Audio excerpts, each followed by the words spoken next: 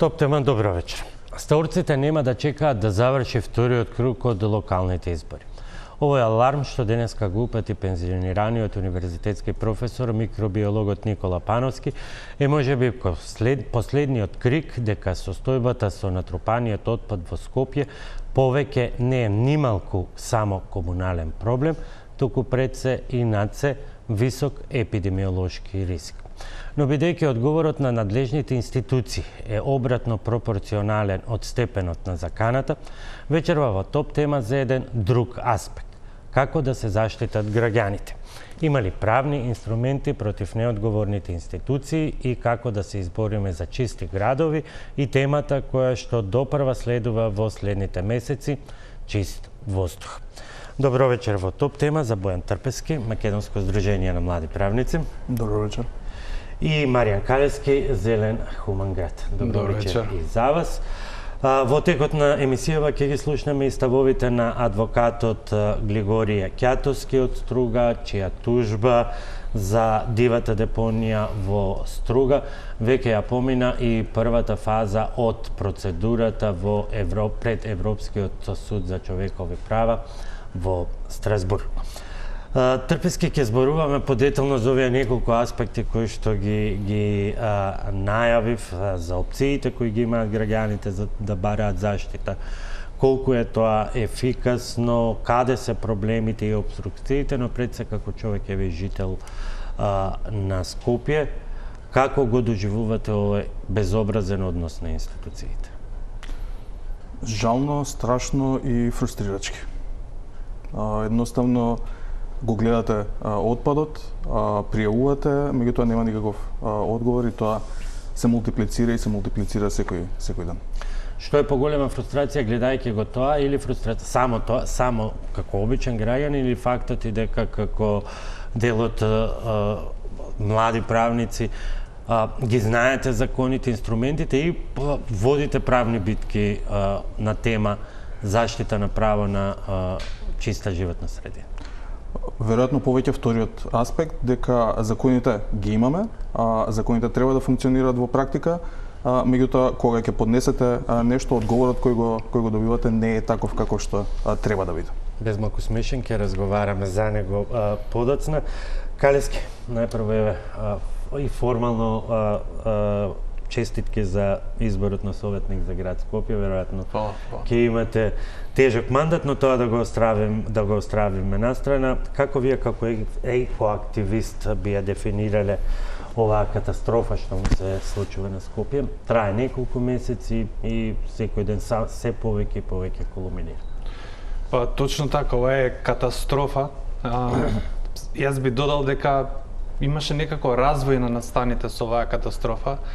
Прво беа пожарите низ цела земја, па беше се палеа шуми, се палеа депонии и сега гледаме одеднаш нефункционалност со собирање на отпадот.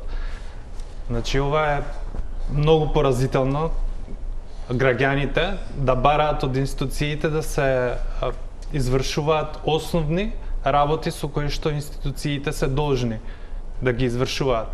Значи не знам каде во светот има вакво нешто, основна работа да не може да се прави собирањето на отпадот, не само што представува ризик по здравјето на сите граѓани.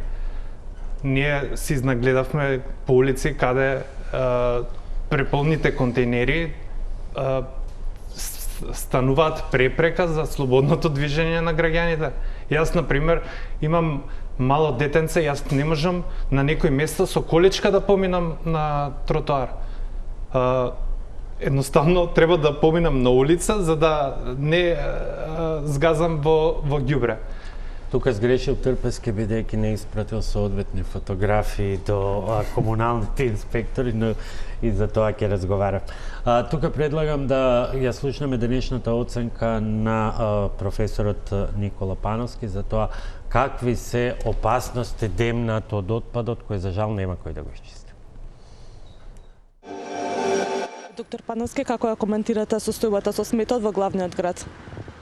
Па ужас, ова го немало, мислам, од најцрни сценарија во учебниците што ги гледам од студентите тоа било на 16-17 век, кога немало можно да се собере ѓубрето. Ова позади е најмалку оптеретениот место, више не можам да кажам контейнер, во општинава Карпош, па центар и аеродром. Значи, до пред 3 дена беше добар. Се друго е полошо од ова што го гледате позади. Така да, за некои работи не треба коментар. Голема среќа е што релативно времето е ладно. Замислете да беше 37 степени, идеално за бактериите. И мувите и други инсекти кои ги пренесувале разни цревни заболувања, бактерии и вируси. Повеќе ги сосрнам на можноста од размножување на глодари. Тие може да влезат натре преку ноќ, овде или негде кај што не е толку урбанизирано. Имат храна во изобилие и ако чекаме втор круг на избори, па жалби, па не знам што ќе даде 10 ноември. До 10 ноември, за 20 дена, сторците може да се размножат и за месец дена се јават 10.000. Тие сега ќе имаат храна, ќе останат на ѓубриштето, ако не се преземе превентивно, ако не се тргне ова. И кој ќе се исчисти градов по 20 дена, што би било страшно ако се чека толку, тие ќе немаат кај додат. Се они ќе излезат од подрумите и ќе се вратат назад и во канализациите. Кој ќе се нема за нив храна на која ќе се навикнат, они ќе отидат во нашите подруми, ќе бараат храна, ако не ја недат, ќе почнат да влегуваат особено во индивидуалните објекти, да влегуваат во кујните, во шпајзовите и ќе бидат многу агресивни. Значи, тоа е доволно. Да не зборам 30 и нешто болести кои може да се пренесат со стаорци и кога го спомнав таму 17-18 век, тогаш имало куга, кај што главни резервари се стаорците или чума, карантинска болест. Како сме тргнале со хигиената, која ја користиме за политички пресметки, што е лудост, а поддржана од поголемиот број на населението или не е казнета, може и до тоа да дојдеме. Мислам, срамота е во 21 век, ние за отпад зборуваме кој да го собере и како да го собере, односно да користиме отпад и здравјето на луѓето за политички цели. Значи, веќе кажав, само сторците 35 болести. Да не зборам дека овие муви, ако ги има, а се уште ги има, кој ќе застанат на храната дома, или во некој ресторан, или во некоја кујна, ако не ја загадат со патогени бактерии, кои растат на 37, ќе ја загадат со бактерии што растат на 20 степени, ќе ја расипат храната, економската штета ќе биде огромна. Значи, ќе се расипе храната, бидејќи од овде ќе се пренесе до нив. Така да многу фактори. Тоа беше дел од разговорот со професорот Пановски на колешката Симона Петровска од вестите во 18:30. Калески дополнително професорот, а и многу и неколку епидемиолози денеска апелира воведување на вонредна состојба, прозивајќи ги и Министерството за здравство, Центарот за јавно здравје, Институтот за јавно здравје, Агенција за храна и ветеринарство веднаш да реагираат. Реакција на ова немам од никого. Што тоа говори? Апсолутна инертност на институциите, би рекол дека ова е недозволиво да се случува. Значи, власта сега има моќ заедно со локалната и централната власт да ги земе работите во своји раце и да земе да го расчисти проблемов. Значи, како што беше спомнато, ова веќе секакви опасности има, здравствена, безбедносна, проаѓање на улица на луѓето. Не знам што си замислуваат институциите, дека некој ќе ги гласа после ова. Јас не можам да разберам зошто не земат да си ги решат проблемите што ги имаат, основните проблеми, а дали си тираат они кампања или што си прават, не можам да разберам, стварно. Добро, голем дел од овие институции се на централно ниво и не се во кампања, меѓутоа, да, реакција нема.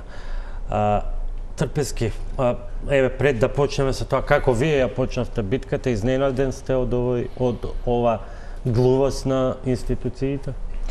Прозвани се јавно од епидемиолози, микробиолози, од стручни луѓе.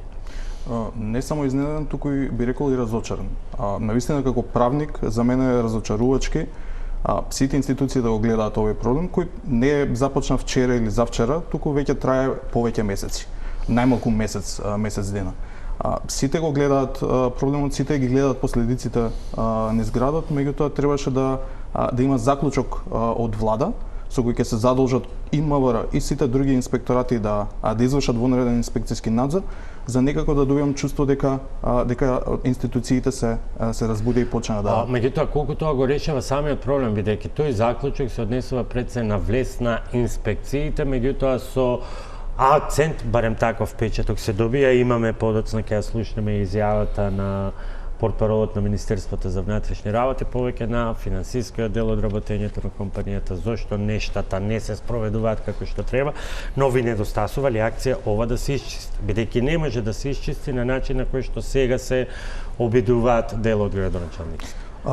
Покрај финансиското, мислам покрај оние институции кои треба да го испитуваат финансиското работење на јавното комунално претпријатие, во заклучокот на влада се задолжува и државниот комунален инспекторат заедно со МВР да изврши инспекцијски надзор, и токму тие комунални инспектори се најповиканите можеби во овој случај да направат надзор и инспекцијски надзор од аспект на тоа како претпријатието работи, токму од аспект на собирање и транспортирање на комуналниот отпад. И можат да наредат веднаш, неодложно, да се собере тој комунален отпад. Добро, може и владата да ги одземе ингеренциите, меѓутоа гледаме дека тоа не се случува. Ајде да почнеме со ред. Вие се обидовте онака по книга што се вели и прво се обративте до комуналниот инспекторат.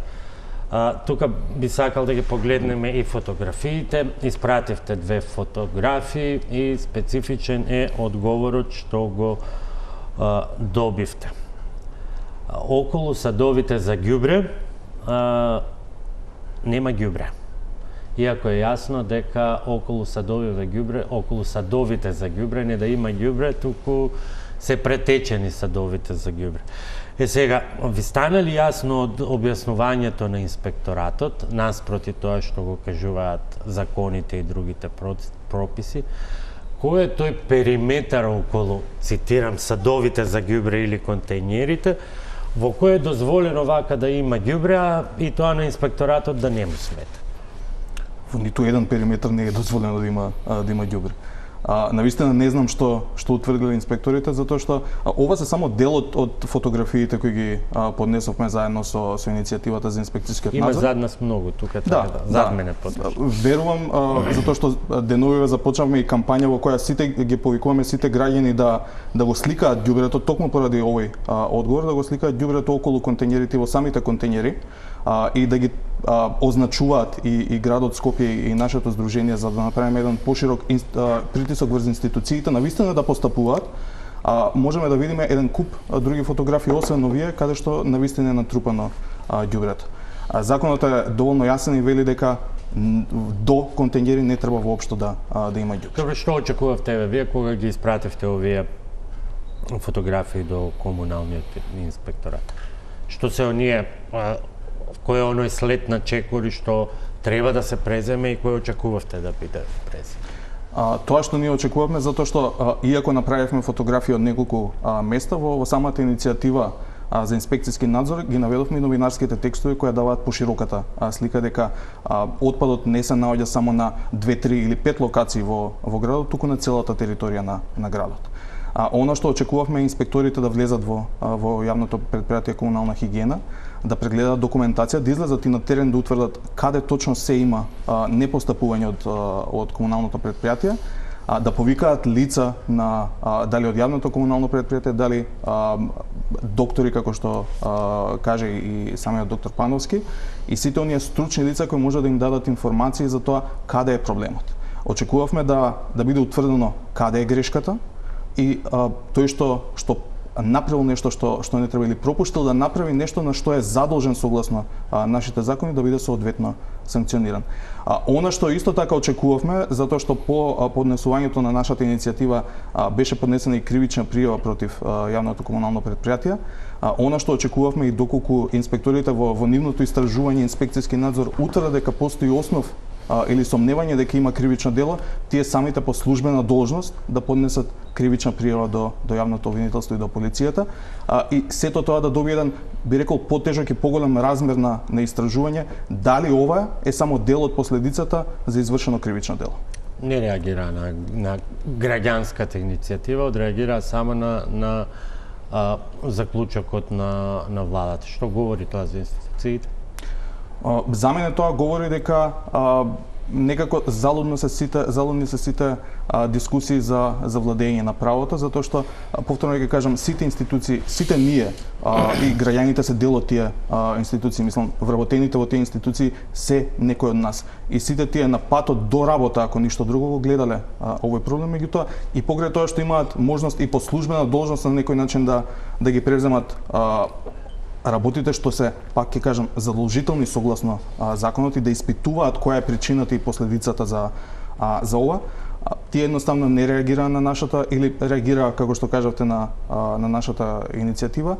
Меѓутоа, гледам дека се активираат и обвинителството издало и наредба за одземање на документација и за повторно вршење вонреден инспекцијски надзор од страна на инспекцијските служби во јавното комунално предпријатие, дури по заклучокот на влада. И од тука, затоа ја кажа, фрустрирачки и разочарувачки за мене како правник, ако треба владата да се вмешува на некој начин во решавање или во поттикнување на институциите да ја вршат онаа работа за која би требале да ја вршат и без заклучокот од влада. Калески, има ли надеж за граѓаните во оваа ситуација кога ќе зборуваме подоцна и ќе ни објасни Трпески повеќе за тие правни механизми, меѓутоа тие се и долги и комплицирани и значат постфестум одговорност. Во овој случај, во ситуација кога надлежните само си префрлуваат одговорноста, безнадежноста е голема. Што им останува на граѓаните, бидејќи ова не е состојба во која што можеме како граѓани да се здружиме во некаква екоакција, да ги подобриме состојбите. Ова е катастрофа која е резултат на нефункционалност на институциите. Точно така, ова за жал е резултат на 30 годишна ротација, би рекол, на истите политичари, што не мрдаат со прст да направат нешто со доброто на сите граѓани. Излез од оваа ситуација, би рекол дека западните земји не ја добиваат на тац на слободата. Сите граѓани кога ќе бидат онеправдани во некое поле, дали ќе им се кренат даноците или дали нешто не функционира како што треба, тие искачаат на улица и се борат за своите права. За жал, тука во Македонија луѓето се малце, би рекол, дали сплашени, дали си мислат дека не можат ништо да решат ако протестираат, но факт е дека граѓаните мора сами да се изборат за своите права во корумпирана земја како што е нашата. Прашањето е како, дури да се обидеме да бидеме внимателни, да не звучиме да повикуваме на граѓанска непослушност, но го има и тоа како инструмент. Меѓутоа тоа би значило не плаќање сметка. Не плаќање сметка, компанијата си има инструмент. Ќе ни испразни после нашата сметка. Наплата. Каде се граѓаните за она што го говорат и дел од градоначалниците од ЗЕЛС кои што се собраа денеска да бараат решение, кои што велат граѓаните плаќаат и тие заслужуваат соодветна јавна услуга, а подоцна Трпески ќе ни каже дека ако не ја добиеме, би можеле дури да си бараме и компензација, односно надомесна штета. Да, Како да се снајдеме во сето ова, кога едноставно гласот на граѓаните не се слуша. Едноставно и не треба, бидејќи ѓубрето е тука, ѓубрето говори само за себе. Да, па ќе повторам, значи како што сам кажавте, не можат да направат граѓаните граѓанска непослушност од сметка одма ќе им ги земат парите извршители или кој да е. Едноставно граѓаните треба да излезат на протест и тоа е тоа.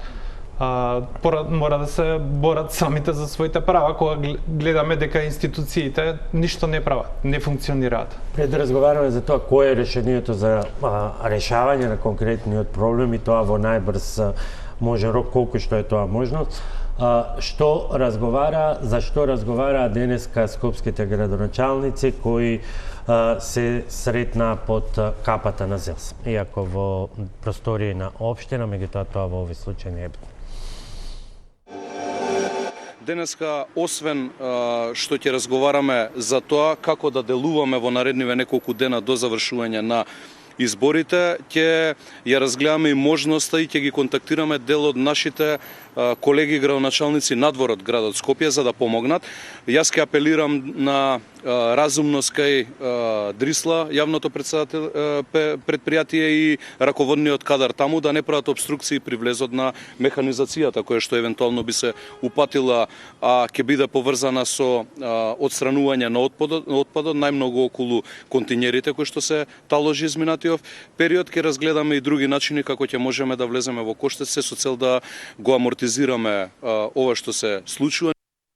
Изминатите 5 дена немаше воопшто ниту еден камион од комуналното предпријатие на територија на општина Центар. Ние имаме дополнителна изнајмена механизација, работиме во двосменски нашите хигиеничари за да го отстрануваме сметот од улиците, но за жал и тоа не е доволно. Искрено не е доволно и гледаме што секојдневно се случува. Ние ги имаме ингеренциите, односно немаме ингеренција да го отстрануваме сметот од самите контейнери, немаме ни таква механизација, туку го отстрануваме само сметот кој што е покрај самите контейнери и тоа не е доволно. Дополнително имаме кучиња скитници кои што го разнесуваат целото ѓубре по улиците и ни прави дополнителен проблем на нашите хигиеничари. Калески, како вие го гледате решението, бидејќи од овие изјави е очигледно дека и покрај ургентниот проблем кој што бара екстремно итни решенија, се насетуваат и некакви назнаки за пак административни лавиринти и пречки. Решението за зелен хуман град е комплетен начин на промена на управување со отпадот. Значи, во Македонија најголем дел од отпадот е биоотпад. Околу 60% најмалце од отпадот е биоотпад. Македонија мора, ако сака да се справи најлесно и најевтино, би кажал, со отпадот е да го воведе концептот нула отпад и постепено да се почне со елиминација на депониите. Зошто кажувам елиминација? Затоа што депониите представуваат најскапиот начин за управување со отпад. Не говорам тука само за трошоците што ги има за одржување на депониите, за транспортирање на отпадот до самите депонии. Понатаму имаме трошоци, здравствени трошоци, кои што ги трпат сите граѓани кои се наоѓаат околу тие депонии. Тоа се пари и финансии кои никој не ги спомнува. Колку се тие трошоци што ги плаќаат за здравјето граѓаните. Исто така имаме и смртни случаи. Да, но ние сме во моментот многу далеку од тој. Точно така, и колку порано почнеме со тој концепт, толку подобро ќе биде за сите нас. Значи, како што кажав, мора да се донесат, најлесен начин би било да се донесат компостари во секое соседство, секој граѓанин да има можност да си го однесе својот биоотпад во компостарата, без да се носи во депонија на 10 километри од тука. Значи, компостарата е еден затворен систем кој што се одлага биоотпадот, нема никаков мирис, не се чувствува ништо и се добива производ од тој биоотпад, се добива компост, ѓубриво за земјата. Знаете, во Македонија огромен процент од почвата е уништена. Што од прекумерна употреба на пестициди, што од индустриско загадување.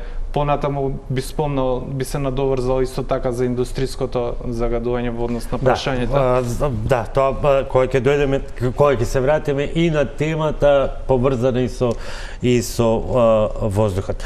Трпески, еве да почнеме околу ова најава. Помош и од другите општини. Тоа веројатно се однесува поради фактот што голем дел од механизацијата на јавното на комуналец не е во функција. Уште еден дел од изјавата е специфичен, се вели апел и до општествено одговорните компании, но и апел до Дрисла за разумност кај Дрисла и да нема обструкции или пречки. Сега во оваа реченица, освен оние политички игри кои што беа досега, има и многу дел правна процедура, но има и дел реални пречки, бидејќи ова количество на отпад што го има во Скопје, особено сега со дождови, фактот дека голем дел од тој отпад е биоотпад, тој не може да се собере во било какво камионче и да се однесе на Дрисла, бидејќи се создава, решавајќи еден проблем, создаваме друг, тој отпад и сите тие закани за кои што зборуваше професорот Пановски да се растечат буквално низ цел град. Апсолутно се согласувам. Некако мојот впечаток е дека веројатно 30 години ние импровизираме како држава. Затоа што сега јавното претпријатие комунална хигиена не се ги извршува надлежностите, ние мораме да импровизираме и општествено одговорните компании кои да се тие. Но општествено одговорна компанија која ќе се каже во овој случај тоа се мисли.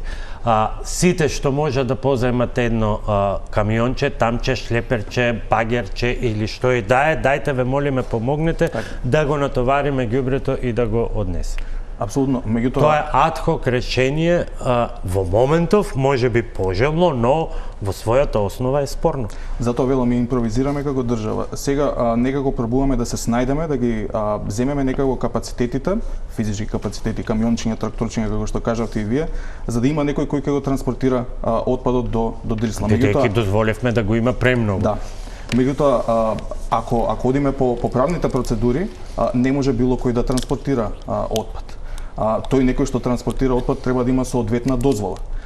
Понатаму во Дрисла не може да отиде и да депонира отпад кој сака и каков сака отпад. Значи мора да има склучен договор со Дрисла и мора да се изодат претходно, условно кажано, сите тие правни процедури за еден отпад да се транспортира и да се депонира на Дрисла. Затоа велам сега да не бидеме и ние контрадикторни, од една страна бараме да се реши веднаш, а од друга страна им предочуваме колку проблеми имаат во сето тоа или на крајот од денот што се вели нивен проблем е, нека го решат на соодветен начин, оно што ги интересира граѓаните е нула ѓубре, што се вели од утре, иако нема да биде така, на Скопје.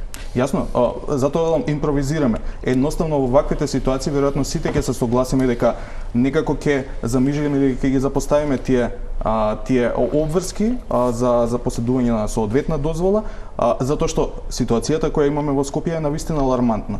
Не само од визуелен аспект, но тоа каже и докторот, е потенцијален извор и на бактерии, и на глодари, и потенцијален сериозен извор за здравјето на. За жал има некои информации денеска дека ги имаме и првите несакани последици, односно стаорец каснал дете во школски двор. Тука одиме со првата пауза за реклами, а потоа и со конкретни примери како тоа граѓаните можат да се изборат за своите права и да почнат да бараат правда и пред домашните, а и пред меѓународните судови, како еден од инструментите, институциите да се натераат да ја работат својата работа, да бидат функционални, агилни и ажурни и ваквите состојби на кои што сведочиме денеска, повеќе да не се случуваат.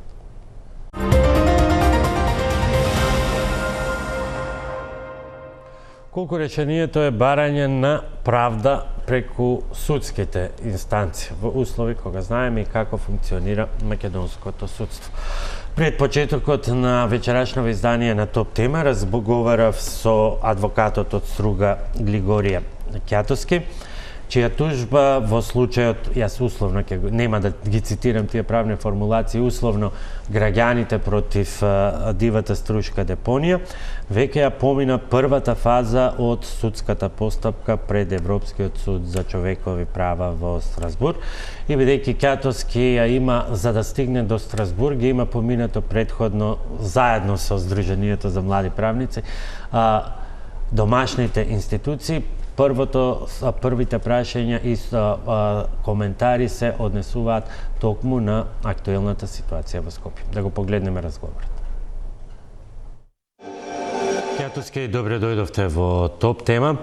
За почеток од искуството со тужбата во Страсбур против стручката депонија, што можат граѓаните да преземат како правни мерки за заштита од недејствувањето на институциите во Скопје, кои го затрупаа градот во отпад? Делумно искуствата со постапката против дивата стручка депонија би можеле да бидат искористени во актуелниот проблем со собирање на комуналниот смет на територија на град Скопје. Имено постои можност за поднесување на така наречена еколошка тужба, предвидена во член 159 од Законот за животната средина. Тука услов за поднесување на ваквата тужба е да постои прво да се докаже дека постои еколошка штета, а второ да се докаже дека таквата еколошка штета предизвикува негативни последици врз граѓаните. Подносители на оваа тужба би можеле да бидат сите физички и правни лица и издруженија, а тужен во оваа постапка би бил операторот кој што е надлежен да го собира комуналниот смет на територија на град Скопје, а тоа би било јавното комунално предпријатие. Со тужбата би можело да се бара враќање во поранешна состојба, односно враќање во состојба пред настанување на еколошката штета, или надомесна штета причинета од самата еколошка штета. Понатаму, како механизми за правна заштита на граѓаните, постои и можност, значи јасно ни е дека јавното комунално предпријатие за вршење на своите услуги фактурира на секој граѓанин и правно лице надоместок за комунална услуга. Ваквите фактури согласно Законот за општа управна постапка представуваат реални акти, па постои можност да се поднесе управен приговор против ваквата фактура. Се подразбира дека согласно Законот за комунални дејности, комуналните услуги треба да бидат вршени квалитетно и навремено, и доколку таквиот квалитет и навременост биде нарушен, со управниот приговор може да се побара секој граѓанин или правно лице може да побара не плаќање на фактурата, соодветно сразмерно намалена на намалување на квалитетот и навременоста на комуналната услуга. Постои можност за поднесување и на приговор согласно Законот за заштита на потрошувачи. Веќе Македонското сдружение на млади правници го има искористено механизмот да се побара вонреден инспекцијски надзор. Јавното комунално предпријатие е основано од страна на град Скопје и град Скопје како нејзин основач има право да контролира работата на ова јавно предпријатие преку соодветни инспектори. Тука би ги навел инспекторите на локално ниво за заштита на животна средина, комуналните инспектори, но и државните инспектори за заштита на животната средина. Во секој случај, ваквото непостапување, неизвршување на јавните обврски, јавните услуги од страна на комуналното предпријатие представува и основ за кривична одговорност. Па тука би ги навели кривичните дела за загадување на животната средина, а посоодветно кривично дело во конкретниот случај би било непрописно управување со отпад. Одговорни лица за ваквото кривично, евентуално кривично дело би биле овластените лица во комуналното предпријатие, во управувачките органи, но исто така и овластените лица од страна на град Скопје. Кои се вашите искуства со предметот депонија во Струга и може ли да ни објасните повеќе кој е тужен и зошто е тужен? Со тужбата против дивата стручка депонија како тужени беа опфатени Министерството за животна средина, Општина Струга и јавното комунално предпријатие во Струга, затоа што согласно нивните задолженија и областувања, согласно закон, не смееле да дозволат формирање на таква дива депонија и имале обврска да обезбедат здрава животна средина за жителите на општина Струга. По однос на тужбата, од страна на македонските судови добивме очекувано разочарувачка одлука, со која што македонските судови се огласија за ненадлежни по однос на прашањето за дивата струшка депонија. Очекувавме ваква одлука уште од почетокот на постапката и поради тоа со тужбата доставивме обемни докази, соодветни концизни законски и подзаконски акти, со кои што неспорно се утврдува судска надлежност по однос на решавање на прашањето со дивата струшка депонија. Дополнително во рамки на тужбата беше доставена и бројна пракса од страна на Европскиот суд за човекови права во Страсбург. Правилата се за да се аплицира, односно да се тужи во Страсбург, мора прво да се исцрпат правните инструменти дома. Па, што покажа вашата правна битка дома? Како искуство кое што би сакал да го издвојам во рамки на постапката, во рамки на самото судење, е генералната општата незаинтересираност на самите суди и во рамки на првостепената постапка и во рамки на второстепената постапка подлабоко и посуштински да навлезат во наводите кои што беа изнесени во самата тужба, како и во законските и во подзаконските одредби во кои што се повикувавме.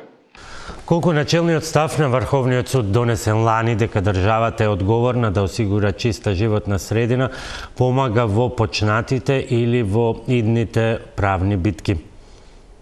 По однос на начелниот став од страна на Врховниот суд на Република Македонија, секако ваквиот начелен став е за поздравување, но истиот представува само една потврда на сите оние уставни, законски и подзаконски одредби кои што утврдуваат обврска државата да мора да обезбеди здрава животна средина за секој еден граѓанин.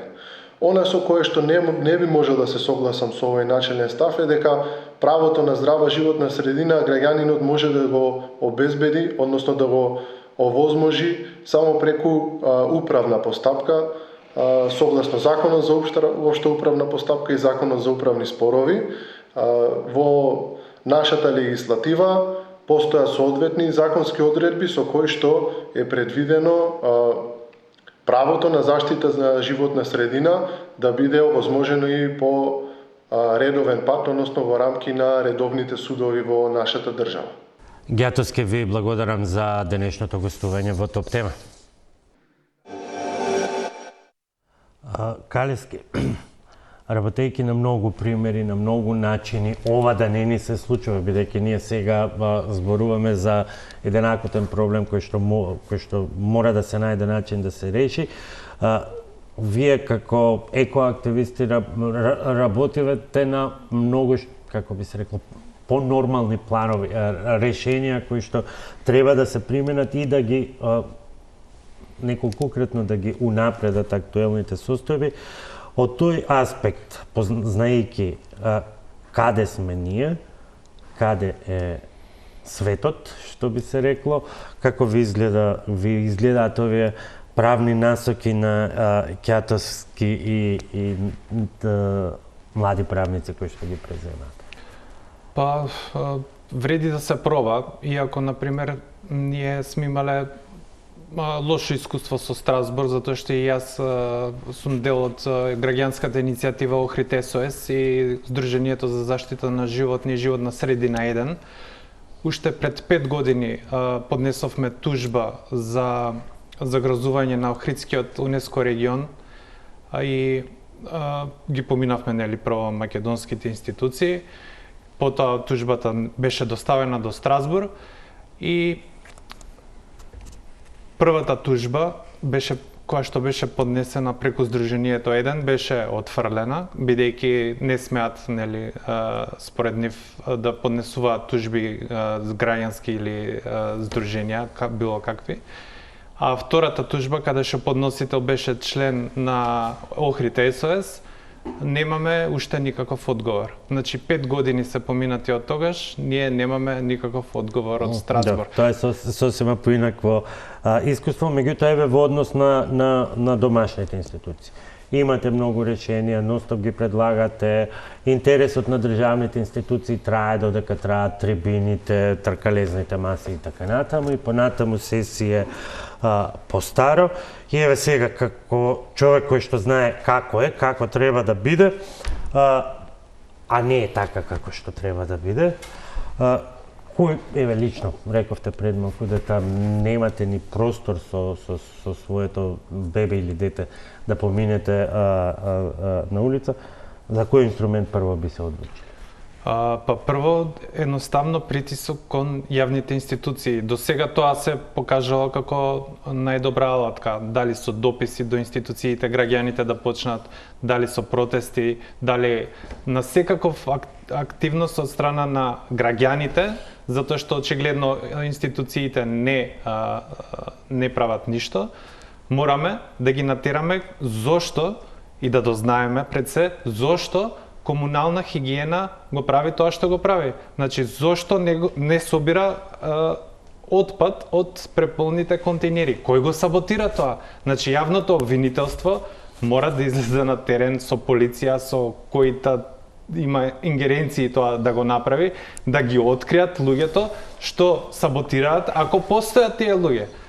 Значи, треба да се најдат одмат, да се најдат виновниците во оваа ситуација, затоа што нема друго што да се направи, не е никоја филозофија.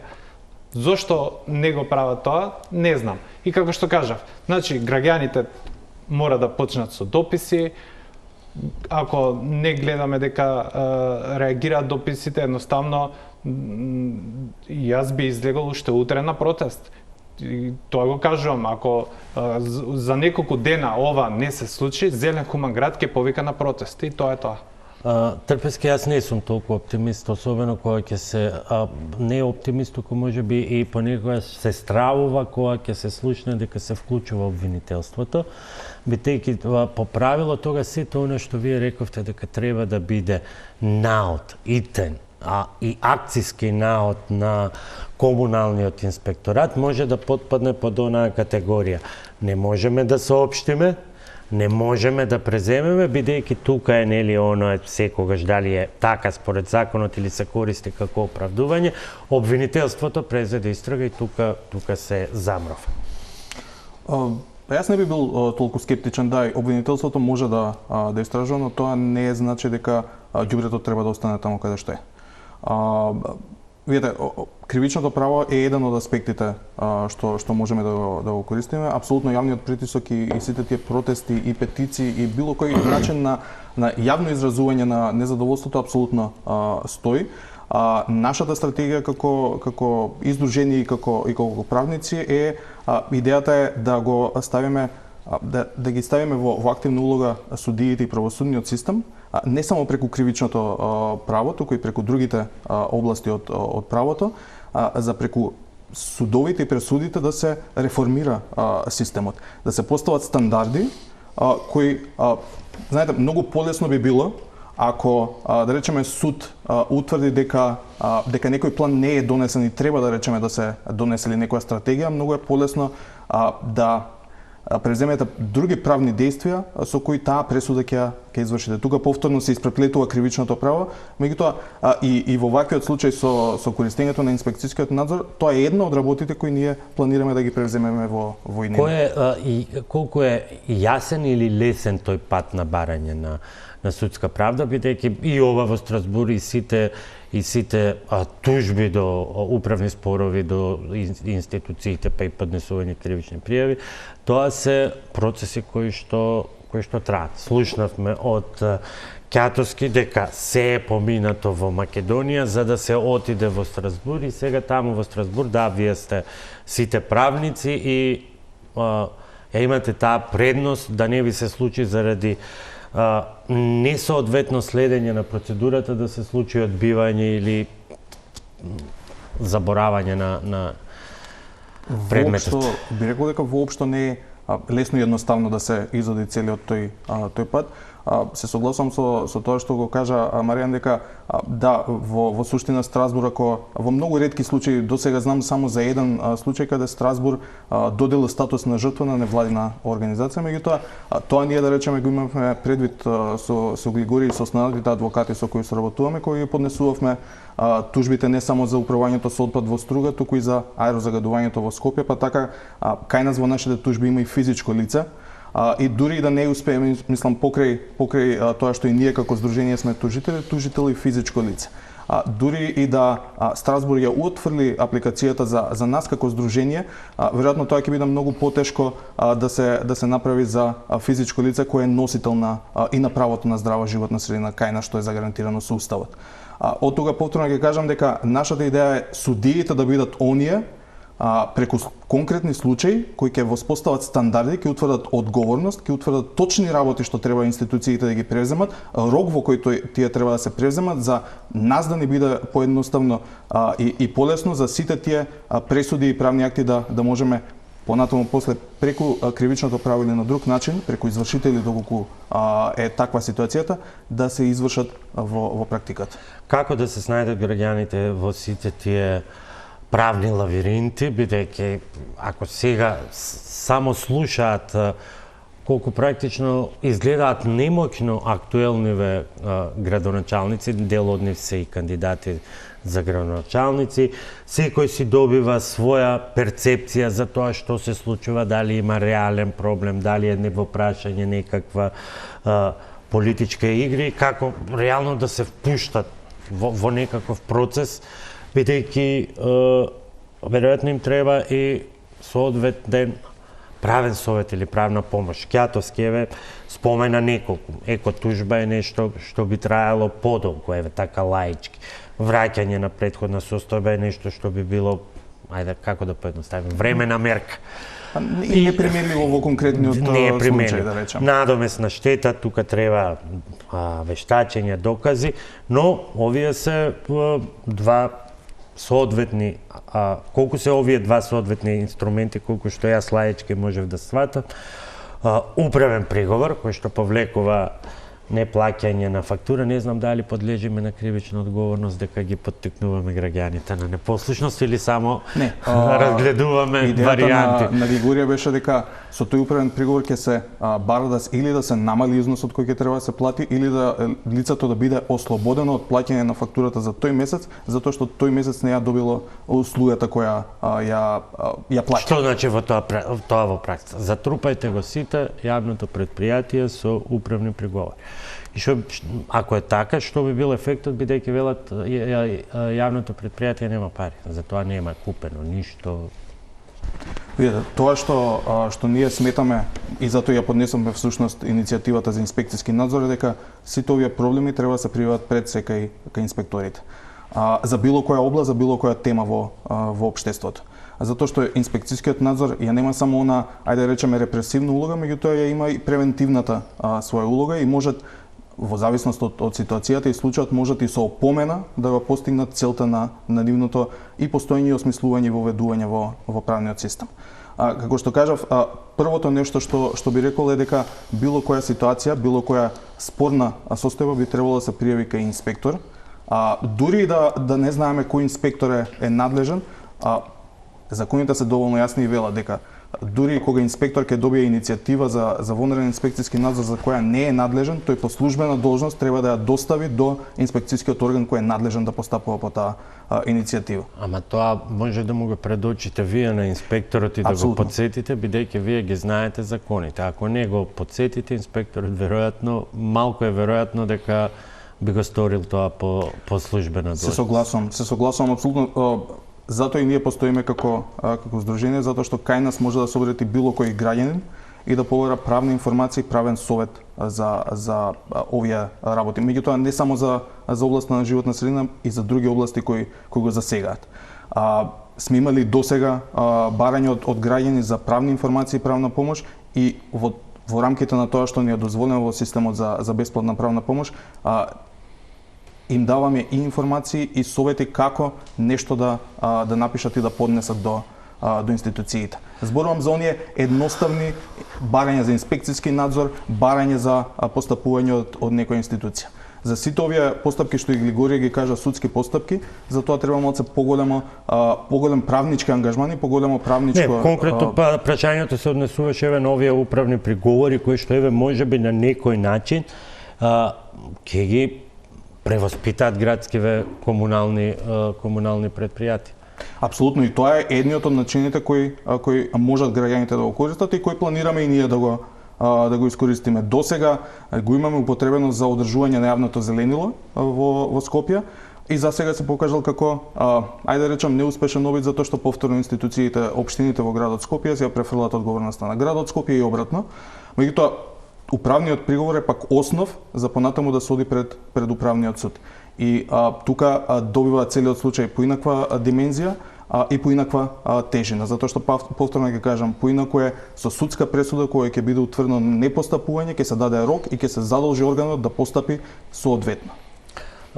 Калески, реагираат ли, сметате ли дека навистина со ефективни решенија реагираат институциите кога се под притисок? Имавме таква ситуација и околу Вардариште. Многу често граѓаните некогаш самоиницијативно, некогаш поттикнати од одредени невладени организации знаат да излезат на протести и да го кренат својот глас. Овој пат нема чинител кој што не реагира, почнувајќи од самите граѓани, но очигледно е дека решение нема. Преголем е веќе проблемот, преголем проблем направија со недејствување или има некаква друга заднина? Па јас би рекол дека со ова политички игри кои што идат во бескрај, јас не знам кој извлекува корист од ова, како си мислат политичарите дека ќе добијат доверба од граѓаните кога најголемата штета што ја трпат се самите граѓани. Значи ние испаѓаме сега како заложници на некој начин, затоа што гледаме ветувања дека по изборите ќе се реши проблемот со отпадот за 72 часа и некои такви изјави. Зошто сега не се направи тоа? Значи, доста им е на луѓето од ветување што ќе се направи. Значи, ако има можност тоа да се направи, треба сега да се направи и да им се докаже на граѓаните дека еве, земавме и го исчистивме отпадот од улиците и од пешачките премини од секаде. За жал, ова не е само едната лоша вест што ни се спрема. Додека траеше изборната кампања, имаме промена на законот за индустријски емисии. Што значи тоа? Тоа значи... не сме го забележале. Да. Сега со тој закон, индустријата, еве ќе ви прочитам, има право да не објавува известни суровини што ги користи при работниот процес. Значи, ако тоа се биде класифицирано како деловна тајна, индустријата ќе може да се гори каков отпад сака, без тоа да го даде како податок на граѓаните. Увид ќе имаат само инспектори, а инспекторите знаеме како действуваат кај нас, како функционираат. Ја гледаме, земјата е преплавена во отпад од секаков вид. Имаме недозволиво... Што мислите под суровина, како го сваќате? Суровина во текот на производниот процес или суровина како суровина во процес на загревање, на горење? За секаква суровина. Значи, например, цементарница ќе има право да си ги класифицира како деловна тајна суровините што ги користи за производство на енергија. Знаете, цементарница има право да гори секаков, без малку секаков отпад. Има гори RDF горива, гори гуми, гори буквално секаков отпад, речиси, се гори. И значи таа ќе има право сега да не покаже на граѓаните какви суровини користи. Сметате дека сакате да кажете дека со ова се прескокнуваат сите други закони, што може да се увезе, како може да се увезе. Не, ова не е отпад. поврзано со увезувањето на отпадот. Според законите како што сега важат, повеќе не сме да се увезува отпад за горење, за производство на енергија, но од неофицијални податоци ние сме дознале дека сепак тоа се случува, дека ќе си го заведат на царина некако отпадот поинаку и ќе го внесат некако во земјата и повторно се користи како енергенс.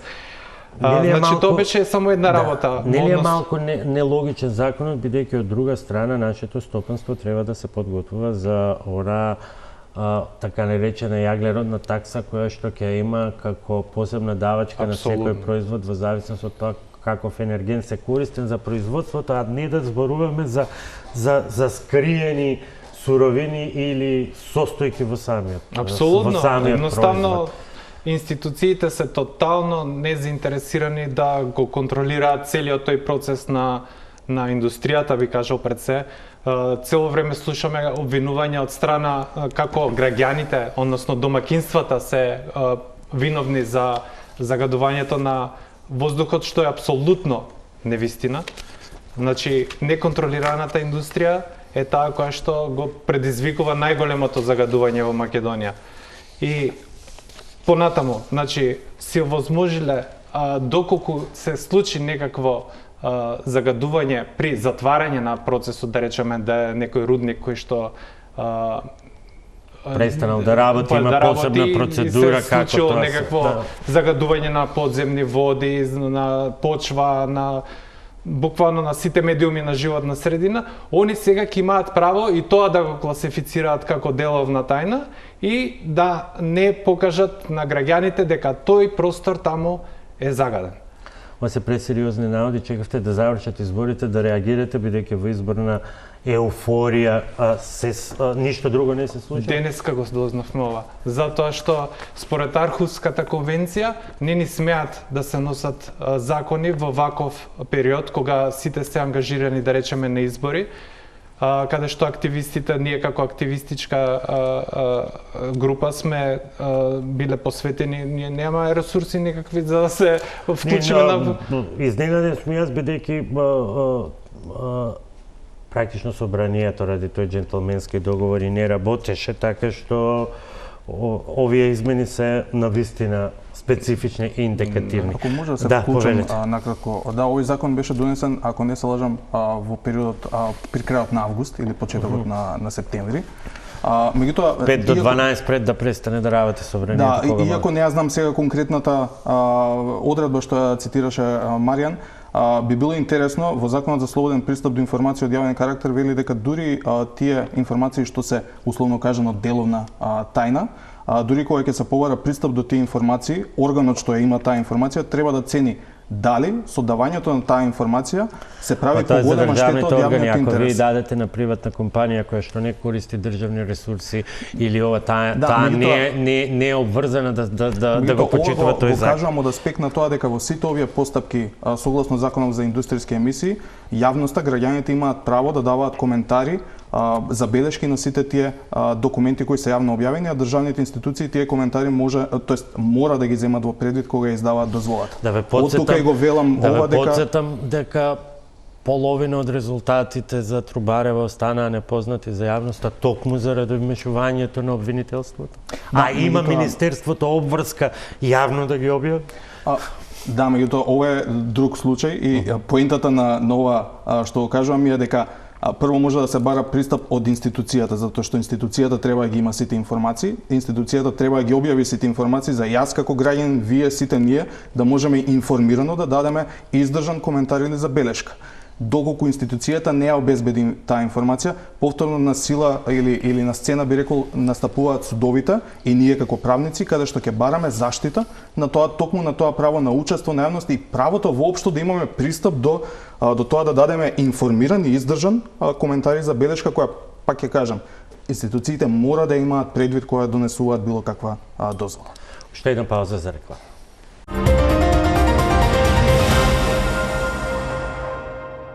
актуелна состојба да се реши без вонредна состојба, односно колку тој инструмент беше неопходен досега со оглед на целата рашомонијада која што се случува со и околу градските институции, бидејќи имаме практично тоа е навестување. Ако градоначалниците најдат камиони, ќе се соочат со проблем внатре во Дрисла. Знаеме дека со пожарите имавме и проблеми во Дрисла, кои што не требаше да се случат тие пожари, бидејќи да не шириме сега, депонијата не е депонија, е отворена, а по дефиниција треба да биде затворена и никој да нема таму пристап, и освен што има капија кај што се наплаќа, се друго е кој сака влегува и излегува.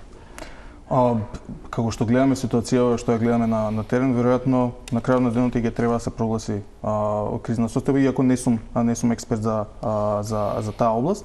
Меѓутоа верувам дека и сакам да верувам дека работава може да се реши и без кризна или вонредна состојба. Иако вонредна состојба е дури еден повисок степен што веројатно и со некој тип на прогласување на кризна состојба би се решиле полесно работите, но повторно ќе кажам, верувам дека работата може да се реши и без тоа, ако инспекторите, некако премногу можеби акцент ставам на инспекцијскиот надзор, но навистина тој е навистина многу важен во целиот не само правен систем, меѓутоа и општествен систем. Зошто се толку оптимист? Пративте слики, видовте дека они и излегле и во периметарот на садовите за ѓубре не виделе ѓубре. Да, меѓутоа ние не се откажавме таму. Значи, се согласам дека ваков одговор, па дури обичен граѓанин да речеме, жално е што се смееме ние тука, меѓутоа што се насмеавме, меѓутоа одговорот на институцијата не тера на тоа. Како што кажав, ова е едно од работите што планираме да ги преземеме. Како ќе го терете? Инспекторатот одговори така како што ви одговори, одговорот е повеќе од непристоен, подценувачки на секој граѓани, кои ви се следните опции. Првото нешто што веднаш го направивме, поднесовме приговор до самиот инспекторат, затоа што известувањето што ни го даде не е онака како што пропишува законот. Истовремено одговор на мејл како да се пишуваат најдобри другари. Да, меѓутоа законот не пропишува така. Другото нешто што го направивме е приговор до Државниот управен инспекторат, затоа што пак имаме видено позитивно искуство каде што Државниот управен инспекторат врши инспекцијски надзор над инспекцијските служби и поведува постапка за дисциплинска одговорност, така што токму затоа и го поднесовме барањето до Државниот управен инспекторат да изврши надзор токму кај овие комунални инспектори во градот Скопје, за да провери дали тие ги преземале сите мерки и можности што им стојат на располагање. Следното нешто што ни е во план е, како што кажа и Глигорија, тие приговори. Меѓутоа, видите, ние никогаш не ја исклучуваме и можноста да се поднесе кривична пrijава која ќе видиме дека навистина некој несовесно си ја врши својата работа и несовесно ги спроведува своите законски обврски. Приговорите ќе ги поднесете како здружение, како поединци, или ќе овозможите тоа да биде поширока акција, условно да кажем, на Скопјани, па на тој начин да се испрати многу посилна опомена не само до овие градски институции и туку и кон сите други кои што не ги извршуваат услугите за кои што се плати. Немаме точно определено дали само ние ќе поднесуваме или ќе ги повикаме и граѓаните, меѓутоа верувам дека поднесувањето на поголем број на приговори од сите граѓани што сметаат дека на овој начин треба да го адресираат проблемот до институциите, би вродил со повеќе плод, затоа што едноставно веројатно институциите ќе видат од какви магнитуди, иако не дека е нешто многу тешко да се забележи колку голем е проблемот, меѓутоа ете преку институционален пат уште еднаш на некој начин да ги потсетиме дека навистина треба да се реагира веднаш. И ова е ургентен, вонреден проблем, вонредна еко-криза, а ние сме на прагот на онаа редовната која што постојано си ја дебатираме, тоа е загадениот воздух, како да се спасат граѓаните. Од сета оваа неодговорност во секој сегмент кој што значи заштита на животна средина. Да бараме активно со сите можни начини институциите да се завршат работата поради кој и воопшто постојат. Едноставно, ние некако чувствувам дека како граѓани заборавивме дека институциите постојат заради нас, постојат за да ги решат нашите проблеми во името на повисокиот јавен интерес. Калевски, ако не вие, ако не вашата организација, некој од вашите сестрински организации, еколошки, веројатно за недела, 2-3 ќе се најде на овој пулт и темата, предпоставувам, тогаш ќе биде воздухот, бидејќи секогаш во зима дебатираме за тоа и повторно и се уште освен адхок решенија, инверторче, прочистувач на воздух, не сме виделе план, акција која што ќе резултира со намалување на воздух. До кога?